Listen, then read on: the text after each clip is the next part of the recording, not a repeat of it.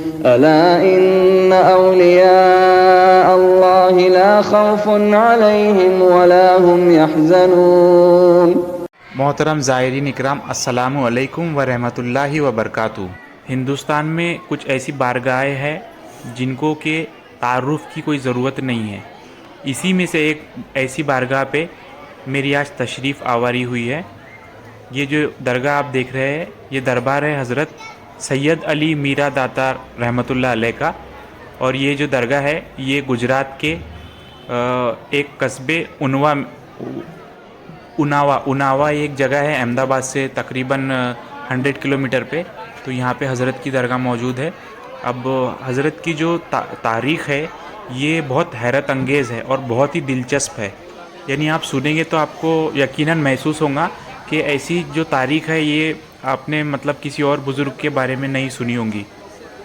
हज़रत ने जो पर्दा किए थे, हज़रत शहीद थे, तो हज़रत ने सिर्फ 19 साल की उम्र में शहीद हुए थे हज़रत, आज से तकरीबन 530 साल पहले। लेकिन हज़रत का जो फैज़ है और जो तकवे पे हज़रत सिर्फ 19 साल की उम्र में पहुँचे, तो आज तक के दुनिया जो है फैज़ उठा रही है। और आप देखेंगे इस वीडियो में कि कितने लोग आज भी शिफा हासिल कर रहे हैं और आज भी हज़रत की जो ज़िंदा करामत है वो मौजूद है। तो हज़रत के बारे में मैं आपको पूरी मालूमात भी देता हूँ और हज़रत की जो तबर्रुकात आज भी मौजूद है यहाँ पे और क्या क्या फैज़ किस तरीके से लोग हासिल कर रहे हैं, मैं पूरी मालूमात आपको देता हूँ। गुजारिश है आपसे कि आप जो वीडियो है ये आखिर तक देखिए और बगौर समात फरमाएँ। इंशाअल्लाह आपके ईमान में इजाफ़ा होगा और औलिया अल्लाह से मोहब्बत में इजाफ़ा होगा।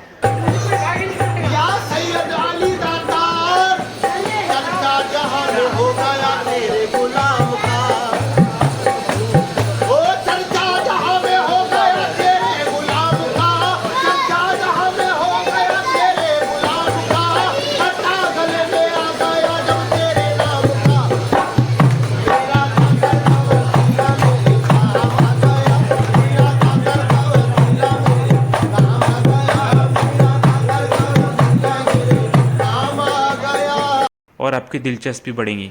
तो आपकी पैदाइश के बाद में आपका जो नाम रखा गया था वो था सैयद अली। और आपकी जो पैदाइश है ये 29 रमज़ानुल मुबारक 879 हिजरी में हुई थी।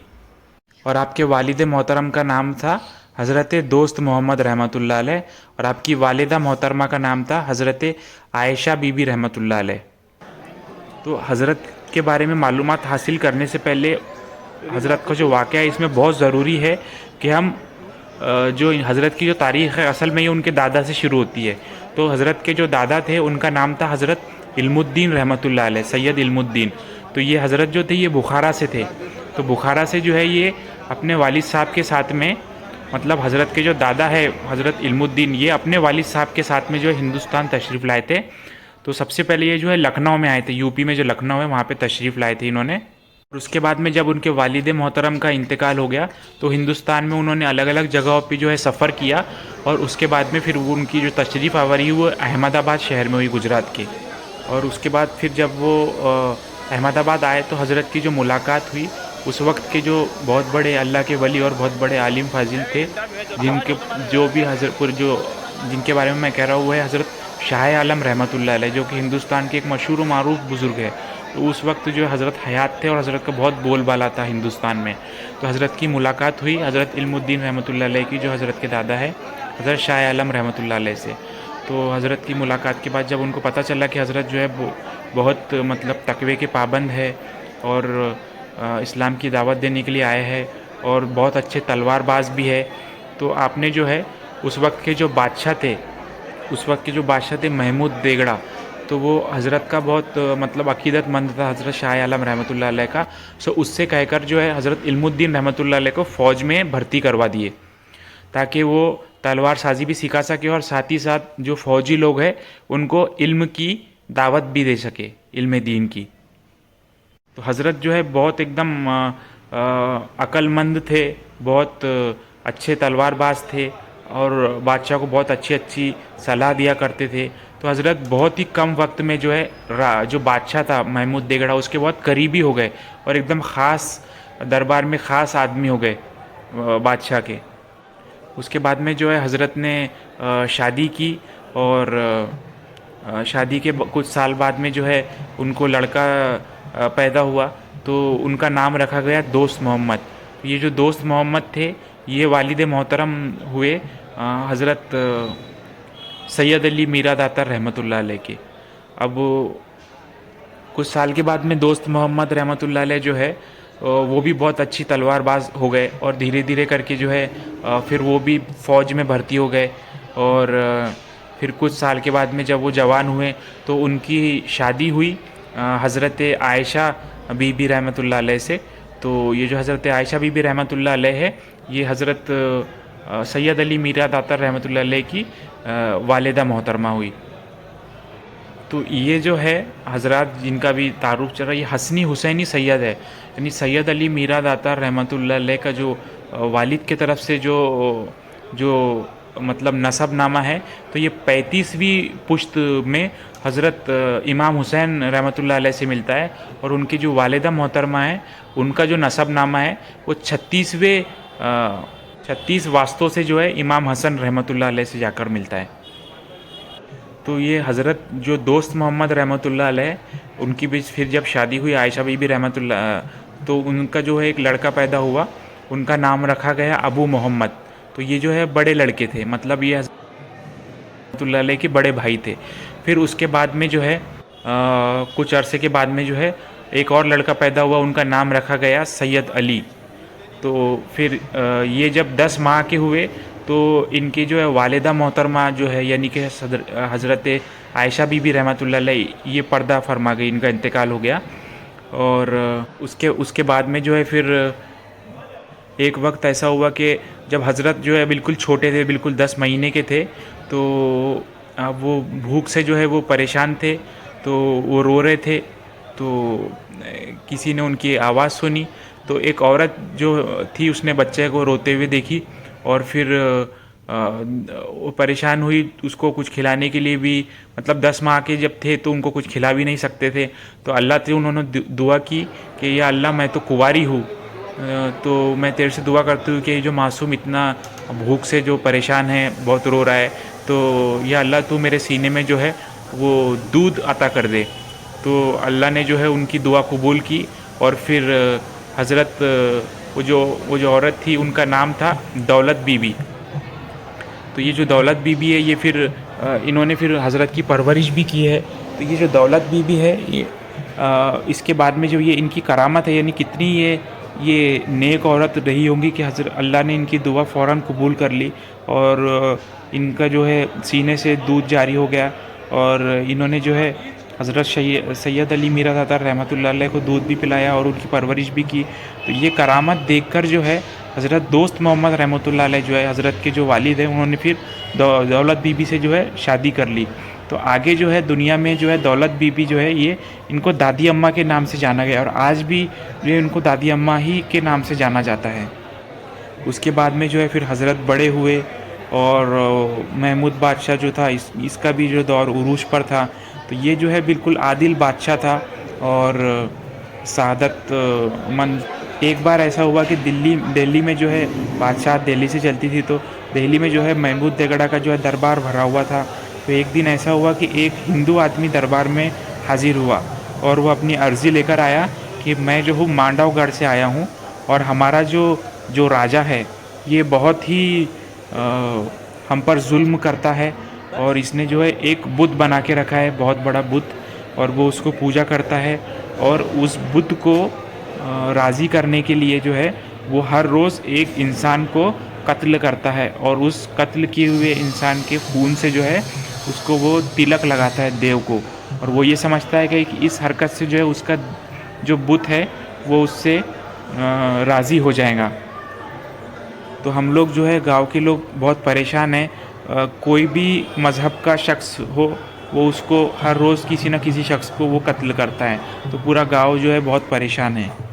ये बात सुनकर जो है महमूद देगड़ा जो है उनको बड़ी तकलीफ़ हुई और उन्होंने जो है फ़ौरन हुक्म दिया फ़ौज को, अपने जो आर्मी चीफ़ थे उनको बुलाया।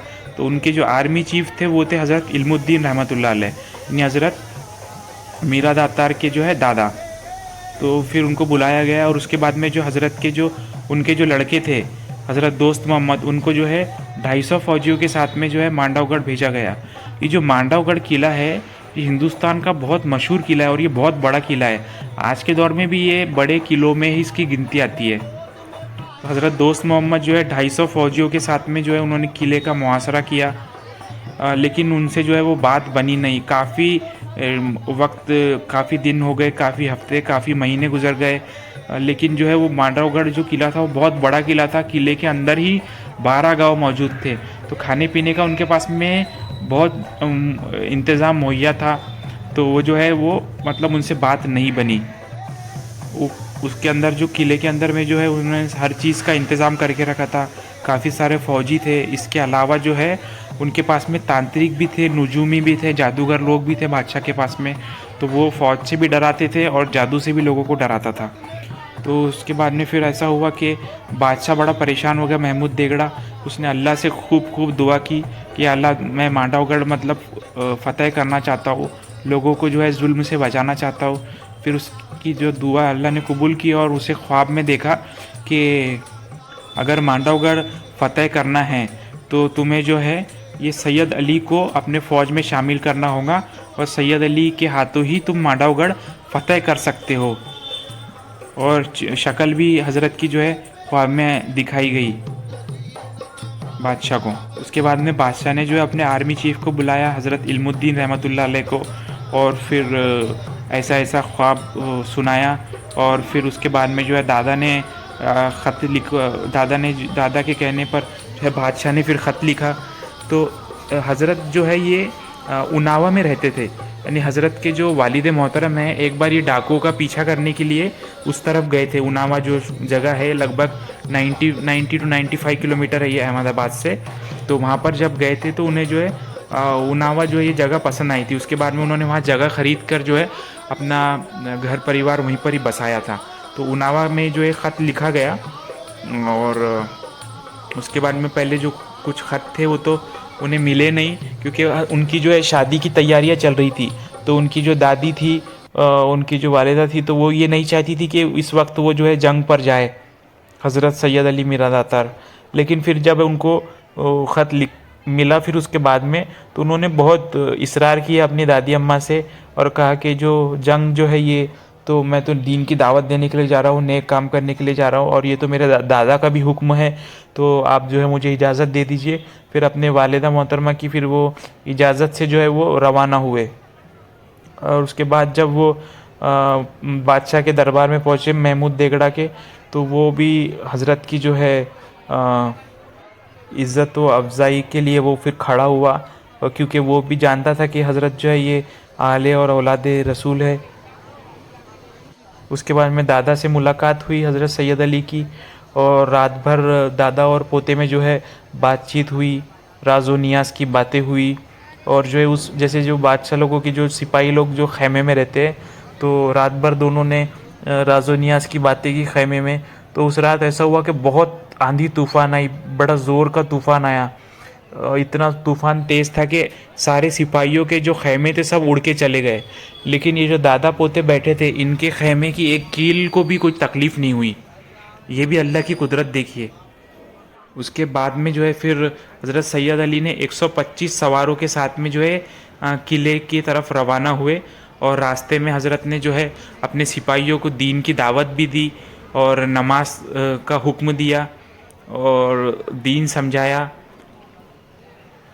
और फिर एक जगह जो है आपने वज़ू फरमाया, मिसवाक की, नमाज अदा की। तो जहाँ पे हज़रत ने मिसवाक किया था, वज़ू किया था, उसी जगह पे हज़रत ने मिसवाक करने के बाद अपनी जो मिसवाक थी वो वहीं पर ही गाड़ दी, क्योंकि हज़रत को जो है वो जगह पसंद आई थी। और हज़रत ने ऐसी ख्वाहिश ज़ाहिर की थी कि अगर वो शहीद हो गए या उनका इंतकाल हो गया किसी वजह से, तो इस जगह पे जो है उनको दफन किया जाए।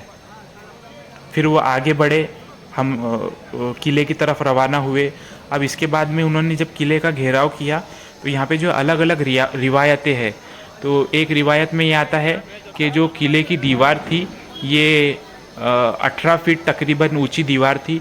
तो हज़रत ने जो है ये अपने घोड़े के साथ ही दीवार फलांगी, इतनी बड़ी दीवार, और हज़रत के साथियों ने भी फलांगी, सुभान अल्लाह। और एक रिवायत में आता है कि इन्होंने जो है वो दीवार में जो है गड्ढा करके वहाँ से सिपाही लोग सब अंदर गए।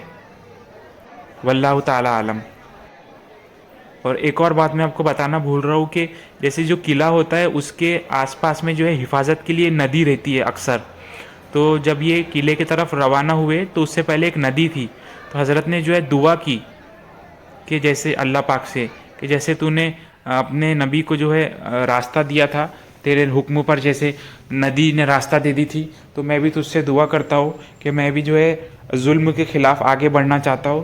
तो फिर नदी जो है वो उसने हज़रत को रास्ता दे दी, हज़रत के सारे सिपाही, और हज़रत जो है वो नदी को फिर नदी के उस तरफ चले गए किले की तरफ। फिर जब किले में दाखिल हुए तो हज़रत जो है बिल्कुल महल की तरफ रवाना हुए, और हज़रत ने कई काफिरों को जो है बादशाह के जो वहाँ के राजा के जो भी सिपाही थे उनको जहन्नुम रसीद किया। तो ये जो राजा के पास में जो नुजूमी थे उन्होंने राजा को बताया कि ये जो शख्स हम देख रहे हैं जो इस तरफ बड़ा आ रहा है, इसी के हाथों यकीनन जो है तेरा कत्ल होने वाला है। तो वो राजा जो है घबरा गया एकदम, और फिर वो जो है किला छोड़ के भाग गया और जंगल की तरफ गया, और एक गार के अंदर में मतलब गुफा के अंदर में जाके छुप गया। फिर हज़रत ने सिपाहियों के साथ उसका पीछा किया, और सिपाहियों को हुक्म दिया कि आप बाहर खड़े रहो, और हज़रत अकेले तन्हा जो है वो गार के अंदर में गए। फिर राजा एकदम घबरा गया और डर के जो है वो उसने घुटने टेक दिए, और अपने बाजू में जो है ज़मीन में अपनी तलवार खड़ी गाड़ दी, और उसी तलवार से उसने पहले जो है अपनी जो चोटी रहती है उसको चोटी थी उसने चोटी काटी और वो हज़रत के कदमों में रख दी। यानी ये जो सर का जो हिस्सा रहता है, जैसे सर की टोपी जो है, सर की पगड़ी जो है और चोटी जो है, तो ये एक इज़्ज़त की निशानी होती है किसी भी शख्स के लिए। तो चोटी काट के रखने का मतलब ये है कि मैं आप जो है हार मानता हूँ, है ना। तो उसने हार मान ली और चोटी अपनी काट के रख दी। तो हज़रत ने जो है अपनी तलवार भी फिर म्यान में रख दी और चोटी उठाने के लिए वो झुके।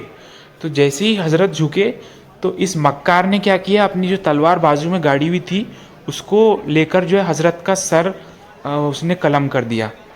तो अब हज़रत की जो करामत जो है वो देखिए कि हज़रत ने जो है सर जो है तन से जुदा होने के बावजूद भी अपनी म्यान से तलवार निकाली और उस कुफ़ार राजा के जिस्म के 2 टुकड़े कर दिए। सुभान अल्लाह। और उसके बाद में जो है फिर बाकी जो फ़ौज थी वो अंदर आई, और उसके बाद में जो हज़रत का जो जिस्म मुबारक था वो बिल्कुल आराम से जो है ज़मीन पर आ गया। उसके बाद सबको फिर इत्तला दी गई, हज़रत के दादा को, दादी को, हज़रत के वालिद को, सब लोग वहाँ पर पहुँचे और फिर जो है ये ख़बर सुनाई गई। उसके बाद एक ऊँटनी के ऊपर में जो है हज़रत को रख कर जो है वापस जब इधर लेकर आया जा रहा था, तो ऊँटनी जो है ये उसी जगह पर रुक गई जहाँ पे हज़रत ने जो है मिसवाक गाड़ी थी।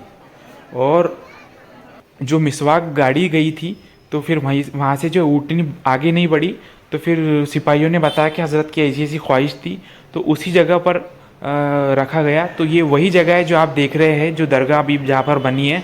और वो जो मिसवाक थी गाड़ी थी उसका भी फिर मिसवाक का आगे पेड़ बन गया, और उसका जो कुछ हिस्सा है वो आज भी मौजूद है दरबार में, जैसे आप देख सकते हैं। ये जो आप हिस्सा देख रहे हैं ये उसी मिसवाक का पेड़ का हिस्सा है। ये कुछ सालों तक के यहाँ पे मौजूद था, हरा भरा था, और इसके जो फल है लोग इसको लेकर जाते थे, इससे शिफा हासिल करते थे, इससे काफ़ी बीमारियाँ अच्छी होती थी, बे औलाद को औलाद होती थी। ये सब हज़रत की ज़िंदा करामतें हैं। और आज भी किसी भी तरीके का भूत, शैतान, प्रेत, जिन, जिन्नात, अला बला, हर किसी का यहाँ पे इलाज होता है। और यहाँ पर जो है हर जगह पे इलाज है। यहाँ पर जो दौलत बीबी थी रहमत, जो हज़रत की जो वालिदा थी जिन्होंने बाद में हज़रत को दूध पिलाया और परवरिश की, तो वो दौलत बीबी की भी एक चक्की थी यहाँ पे जिसमें वो आटा पीसा करती थी। तो हज़रत उनके जो इंतकाल के बाद में जो है यहाँ पर भी करामतों का ज़ुहूर जारी हुआ। तो ये जो चक्की आप अभी देख रहे हैं, तो ये इसी को दादी अम्मा की चक्की कहते हैं। तो यानी कि ये जो इसके बाद में जो चक्की के ऊपर में गुम्मत बना दिया गया, तो आज भी यहाँ पे जो है कोई अगर जिसके जिस्म में कोई निगेटिव एनर्जी है, कुछ शैतान भूत है, कुछ जिन जिन्नात है, तो जब वो यहाँ पे आके 7 चक्कर लगाता है या 11 चक्कर लगाता है या 9 चक्कर या 21 चक्कर लगाता है, तो वो जो अल्लाह बला है उसको बहुत तकलीफ़ होती है और फिर वो निकल के भागती है। तो जैसे पहले दादी अम्मा जो है इसमें जैसे आटा पीसा करती थी, तो आज भी जो यहाँ पे शैतान पीसे जा रहे हैं। ये कितनी बड़ी करामत है। तो देखिए इतनी कम उम्र में जो है, इतने कम वक्फे में जो है हज़रत ने कितना काम किया, हज़रत से कितनी करामतें ज़ाहिर हुई। आज भी ज़िंदा करामतें मौजूद है, आप देख सकते हैं। अभी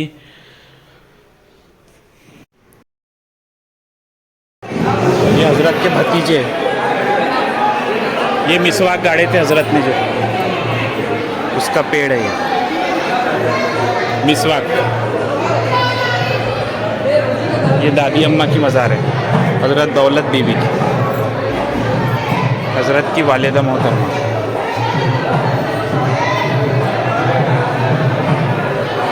ये हज़रत के वालिद साहब की मज़ार, ये दादा की मज़ार है, हज़रत इल्मुद्दीन रहमतुल्लाह अलैह। और ये हज़रत के वालिद साहब की मज़ार है, हज़रत दोस्त मोहम्मद रहमतुल्लाह अलैह।